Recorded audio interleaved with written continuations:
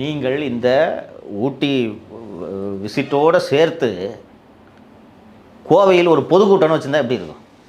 வேறு லெவலில் இருந்திருக்கும். இதுதான் கட்சிக்காரனை வேலை நடத்தும். மாஸ் காட்டணும். செந்தில் பாலாஜி கூப்பிட்டுங்க பார், சரியான கூட்டம் இருக்கணும், தலைவர் பேசுவார். கட்சிக்காரங்க கூப்பிட்டு வாயா, ஏற்பாடு பண்ணியா. இதை நீங்கள் சேர்த்து செஞ்சுன்னு அதை முடிச்சுட்டு நீங்கள் ஊட்டிக்கு போயிருந்தீங்கன்னா நான் உங்களை வாழ்த்துவேன், நீங்கள் நல்ல அரசியல் எடுத்துன்னு சொல்லுவேன். இங்கே போகிறதே ஊட்டியில் என்ன தொட்டப்பட்டம் பார்க்குறதுக்காயா? இல்லை கரெக்டாக அவர் ஊரில் இல்லாத போது ஈடி வராங்க.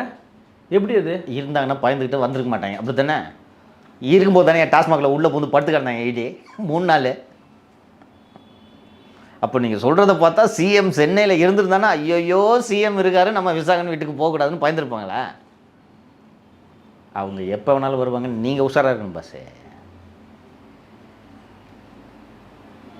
உங்கள் டிபார்ட்மெண்ட்டோட ஒரு மேனேஜிங் டைரக்டர் வீட்டில் வந்து ஈடி சர்ச் பண்ணிகிட்டு இருக்கு. நீங்கள் காலையில் 26 இல்லை 31 36 எல்லாத்துலேயுமே திமுக ஆட்சி தான். வாக்கிங் போகிறத வீடியோ எடுத்து போட்டு என்னையா பண்ண போகிறீங்க நீங்கள்? நான் தெரியாமல் தான் கேட்குறேன். என் ஊரில் யாருமே வாக்கிங் போகிறது இல்லையா பஸ்ஸு? டெய்லி இது 2வது வீடியோ இல்லையா? நேற்று ஒரு வாக்கிங், இன்றைக்கி ஒரு வாக்கிங். குழந்தைகளோட சிரித்து பேசினார். ஓட்டு கூட இல்லையா அந்த குழந்தைக்கு?